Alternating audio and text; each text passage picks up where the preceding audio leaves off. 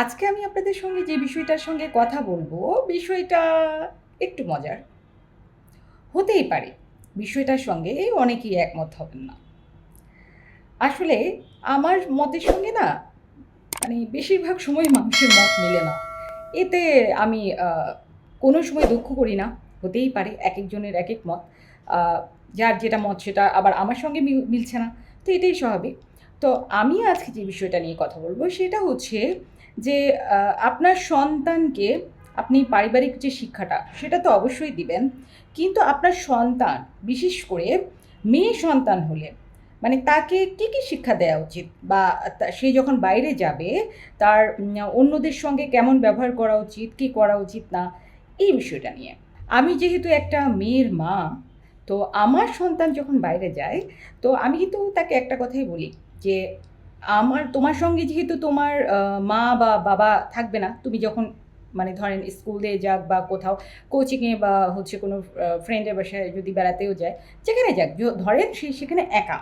তো তাকে কিন্তু আমি এভাবে বলা আছে যে তোমার সেফটির দায়িত্ব তখন সম্পূর্ণ তোমার। তখন তুমি তোমাকে কীভাবে সেফ রাখবে এটা তুমি চিন্তা করবে। তখন কিন্তু তোমার মা বা বাবা বা তোমার অন্য কেউ তোমার সঙ্গে থাকছে না। তো বিষয়টা তোমার মাথায় রাখতে হবে।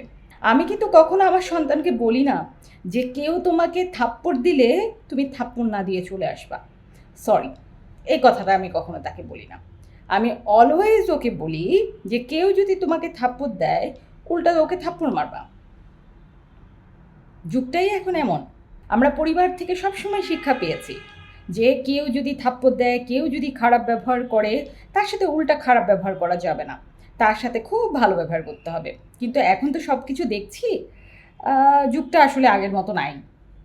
যদি আমি একজন থাপ্পড় দেওয়ার পরে থাপ্পড়টা না দেই, সে হচ্ছে পরের দিন আমাকে আরও একটা তো দিয়েছে তো, আরও ৪ থেকে ৫টা দিয়ে দিবে।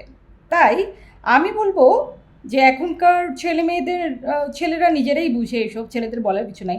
যাদের মেয়ে সন্তান, মেয়েদের উদ্দেশ্য করে বলবো যে কেউ যদি থাপ্পড় দেয় না, প্রথমত থাপ্পড় দেওয়ার চান্সটা দিবা না। আর যদি দেয়, একটা দিলে একটা দিয়ে আসবা।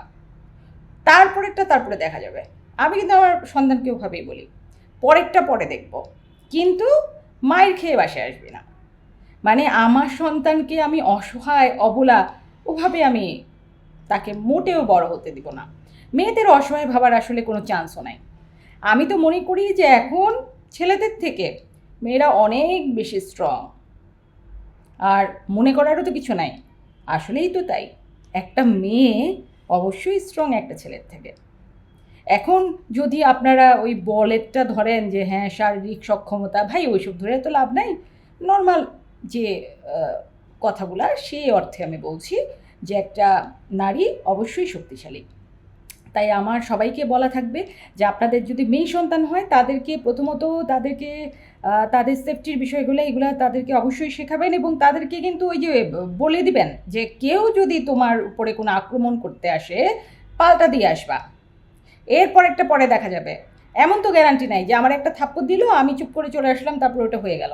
ওটা গ্যারান্টি নাই তো যে ওটা ওখানেই সলিউশন হয়ে যাবে। এটা তো আরও বড় কিছু হতে পারে। তাই ভালোগিরি দেখায় লাভ নাই। আজকালকার যে যুগ, আজকালকার যুগে ভালোগিরি দেখায় লাভ নাই। হ্যাঁ, পারিবারিক যে শিক্ষা সব কিছু দিচ্ছি। ভদ্রতা, নম্রতা সব কিছু দিচ্ছি।